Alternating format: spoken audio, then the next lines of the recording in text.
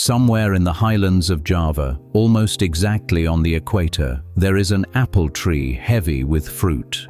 That should not be possible. The apple is not a tropical plant, it is a creature of the cold, a tree that evolved in the mountains of Central Asia and carries a hard rule written into its wood.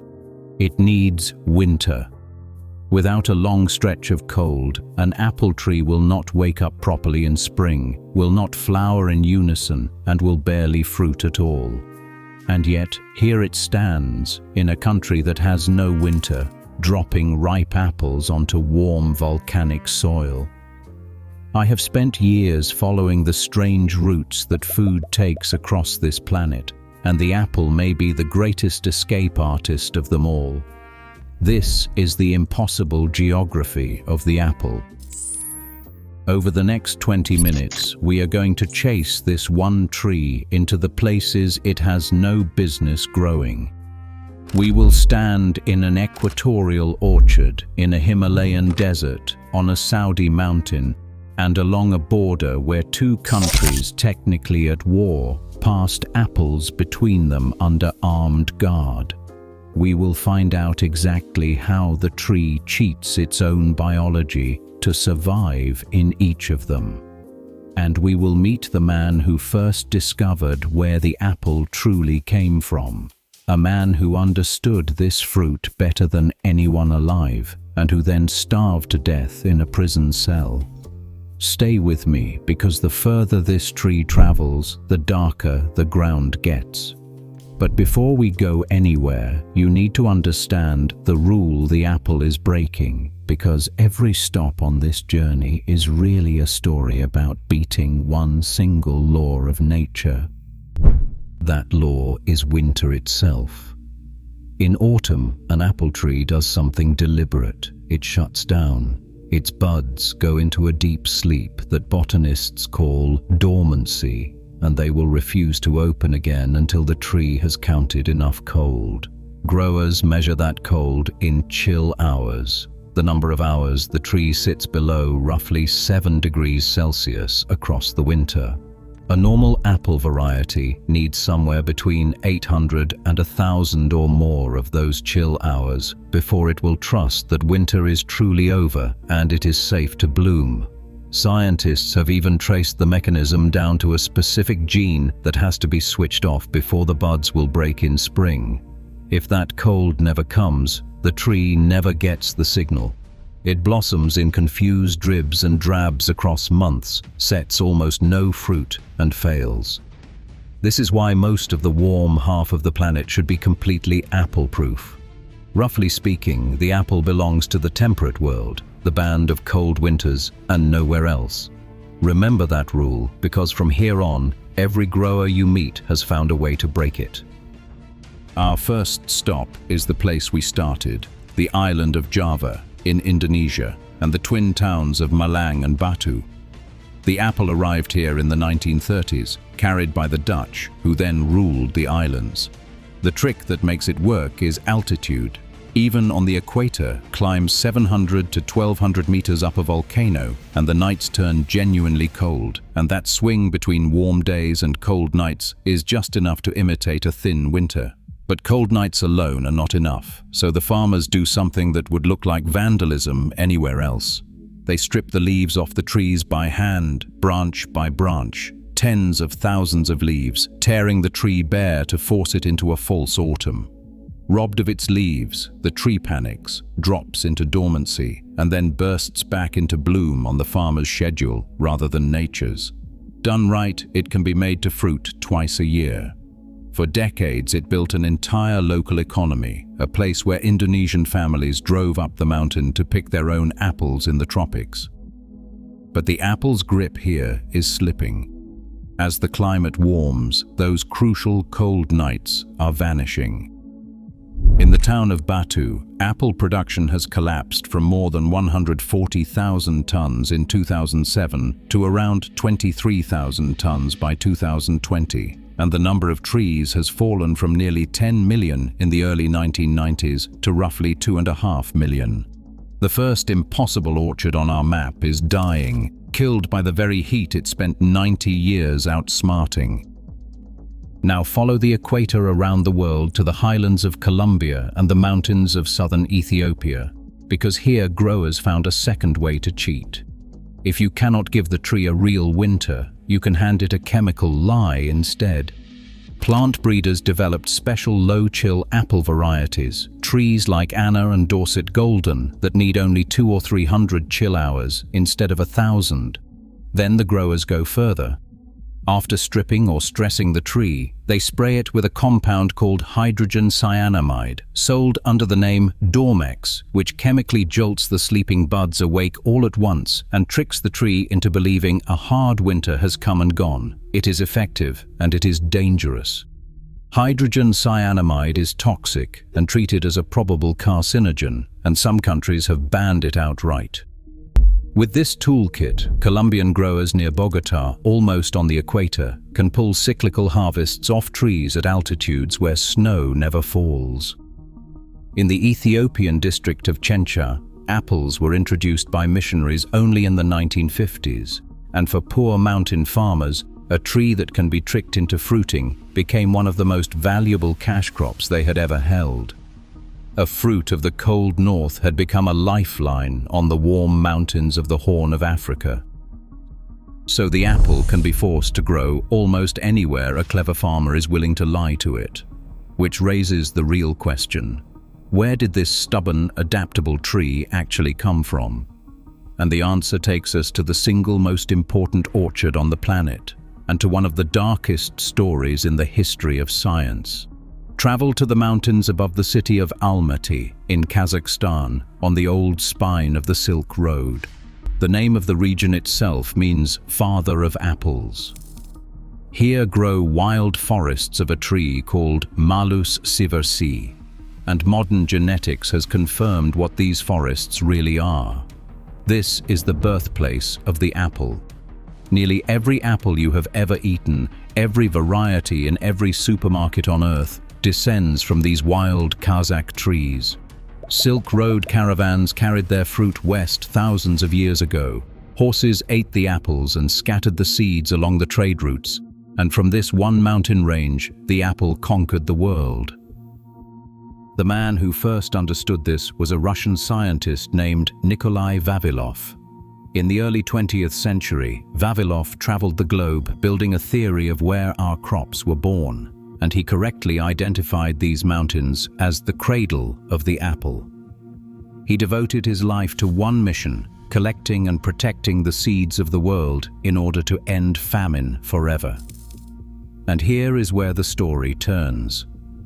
Vavilov's science contradicted a favorite pseudo-scientist of Joseph Stalin, a man named Trofim Lysenko, whose crank theories had the backing of the state. For the crime of being right, Vavilov was arrested in 1940, sentenced to death, and left to rot in a Soviet prison. The man who had crossed the planet to defeat hunger died of starvation in his cell in January 1943. And the cruelty did not end with him. During the siege of Leningrad, as the city starved, the staff of Vavilov's seed bank locked themselves in with one of the greatest collections of edible seeds on Earth, and several of them chose to starve to death rather than eat the very seeds they had sworn to protect.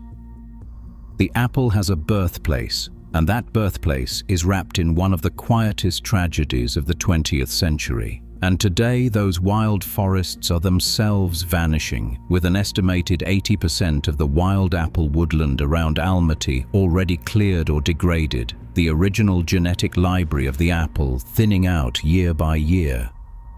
Hold on to that, because every orchard left on this journey is, in a sense, a child of those dying Kazakh trees. Now we turn north into the cold to find the apple growing where you would expect it to thrive until you look at the latitude. Go to the western fjords of Norway, to a region called Hardanger, sitting at around 60 degrees north. By rights, this should be too far north, too dark, and too brutal for orchards. In deep winter, the sun barely clears the horizon, And yet the slopes above these fjords are packed with apple trees, the northernmost commercial apples in the world. The reason is a river in the ocean. The Gulf Stream carries warm water up from the tropics and wraps it around the Norwegian coast, lifting the temperature of these fjords just enough that a killing spring frost almost never strikes the blossom. The deep water of the fjord holds on to warmth and releases it slowly, and the steep walls reflect extra light onto the trees. Then in summer, the far north flips its advantage. The days stretch to 18 hours of light, and the trees ripen their fruit under a sun that barely sets. English monks first brought orchards to these valleys back in the 13th and 14th centuries, and today Hardanger is famous for a cider so prized it carries the same kind of protected status as champagne. At the very edge of where any fruit tree should survive, the apple found a warm current and held on. From the warmest accident in the cold north, we go to the coldest deserts on the roof of the world. In the kingdom of Nepal, beyond the high Himalayan peaks, lies the region of Mustang, a high-altitude desert sitting in the rain shadow of the mountains. Here, the problem is reversed. There is plenty of cold to wake the trees, more than enough chill, but almost nothing else. The land is bone dry, fed only by glacial meltwater channeled across the slopes, and it is staggeringly remote.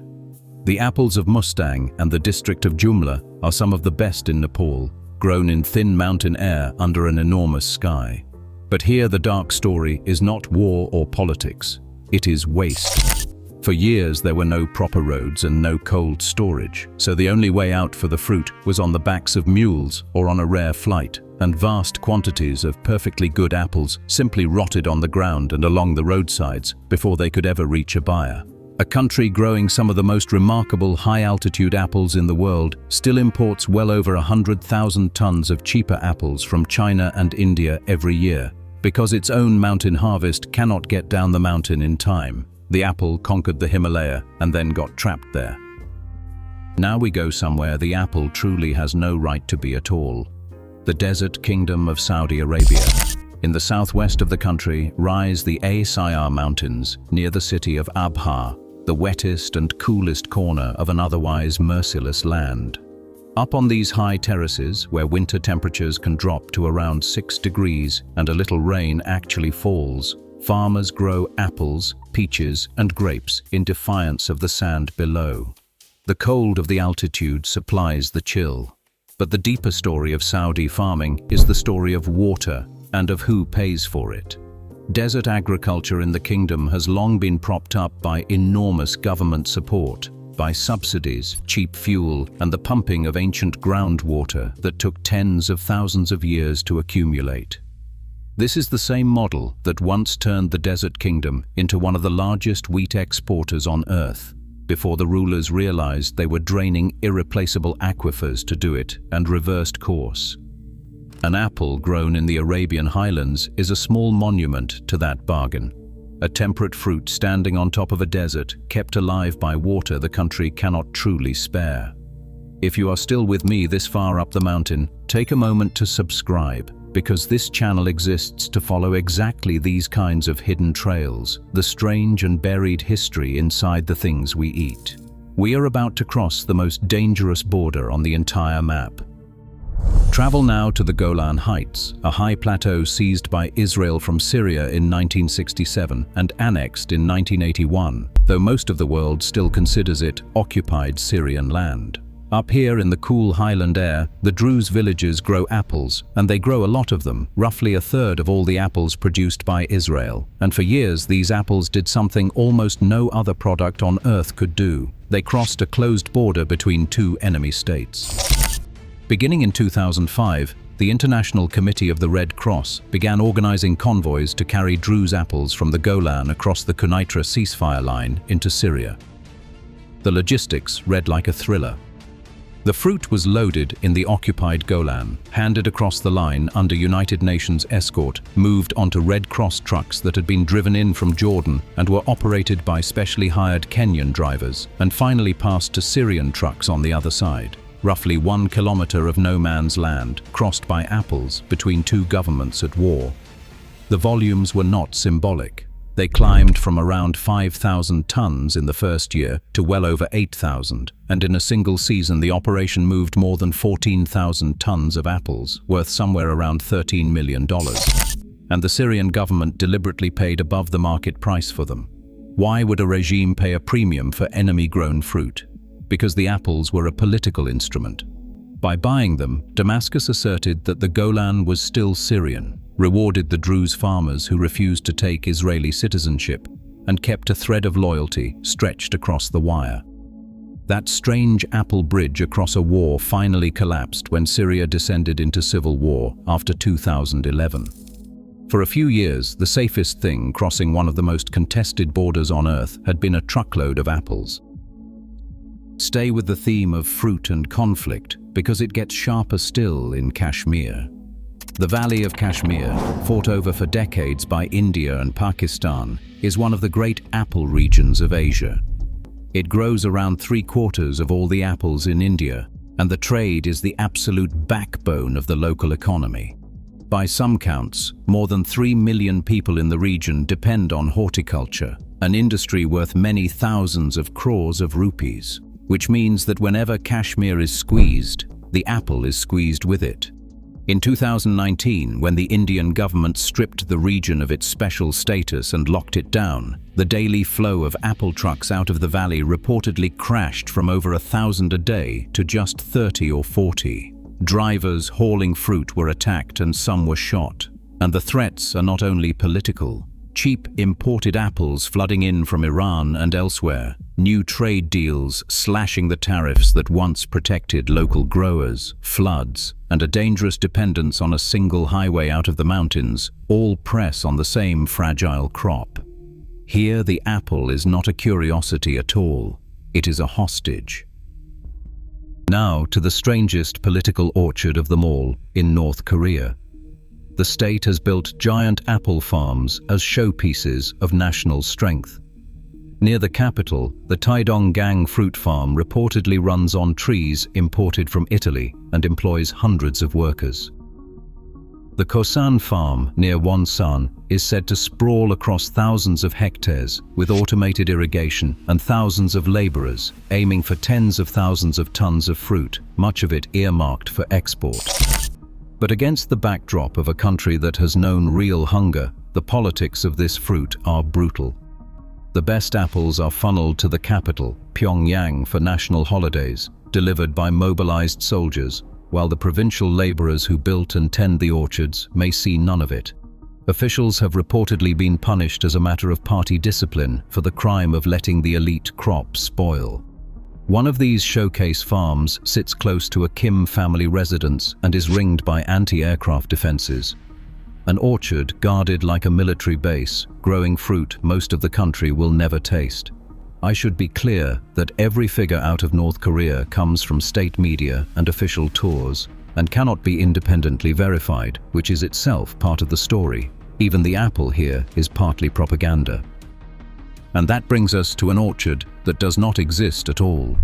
In the last couple of years, a story spread across the internet that the African nation of Burkina Faso, under its young military leader, had begun growing apples in the desert of the Sahel, free of the West, free of the World Bank, a symbol of proud self-sufficiency. It is worth saying plainly, that story is false, and the images behind it were generated by artificial intelligence. Fact-checking organizations traced the videos to a wider wave of AI-made propaganda, with some of the original clips carrying buried disclaimers admitting they were fictional content made for entertainment. And the botany agrees with the fact-checkers because the hot, low-lying Sahel cannot supply an apple tree the winter chill it needs, and Burkina Faso does not appear in the world's apple production records at all. There is a real agricultural program behind the myth, but its priority crops are things like rice, maize, and potatoes, not apples. So why does this matter on our map? Because it is the final form of the apple's strange power.